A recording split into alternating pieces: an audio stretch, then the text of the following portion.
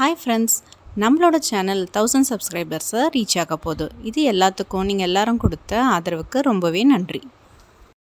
மேலும் நம்மளோட சேனலை நீங்கள் எல்லாரும் சப்ஸ்கிரைப் பண்ணுறது மூலமாக உங்களுக்கு உடனுக்குடனே நம்மளுடைய தகவல்கள் வந்து சேரும். ஓகே ஃப்ரெண்ட்ஸ், இன்றைக்கி நம்ம வீடியோவில் என்ன பார்க்க போகிறோம் அப்படிங்கிறத பார்க்கலாம் வாங்க. இன்றைக்கும் நாம் ஒரு தன்னம்பிக்கை தரக்கூடிய சிறுகதையை தான் பார்க்க போகிறோம். வாங்க பார்க்கலாம்.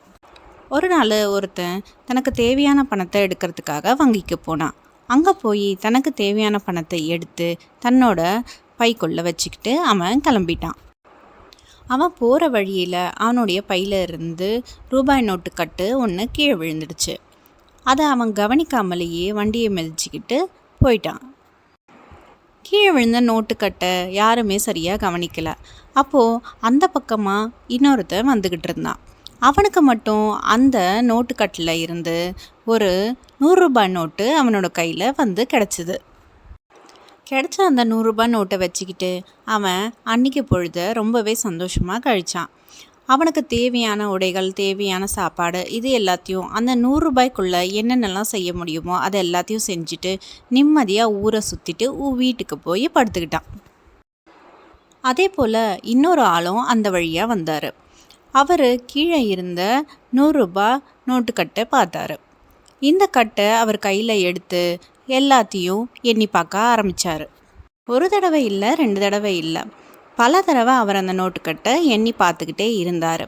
ஏன்னா இந்த வழியிலேருந்து வங்கியிலேருந்து யாரோ போனவங்க தான் இந்த நோட்டுக்கட்டை கீழே போட்டிருக்கணும். வங்கியிலேருந்து எடுத்துகிட்டு வந்த நோட்டுக்கட்டாக இருந்தால் அதில் 100 ரூபாய் நோட்டுகள் இருக்கணும்.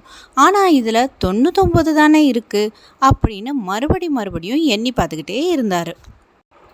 அப்போது அந்த ஒரு 100 ரூபாய் நோட்டு மட்டும் எங்கே போயிருக்கோம் அப்படின்னு அவர் தேடாத இடமே இல்லை. அதனால் அவருக்கு திருப்திப்படவே இல்லை. மிச்சம் இருக்கிற அந்த 99 நோட்டுகளை மட்டும் வச்சு சந்தோஷப்படலாம் அப்படிங்கிற எண்ணமும் அவருக்கு வரலை.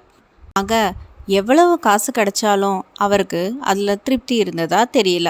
இப்படி தாங்க நாமளும் நிறைய பேர் நம்மக்கிட்ட இருக்கிற நம்மளுடைய திறமைகளையும் தன்னம்பிக்கையும் விட்டுட்டு எங்கேயோ எதையோ நாம் தேடிக்கிட்டு இருக்கோம்.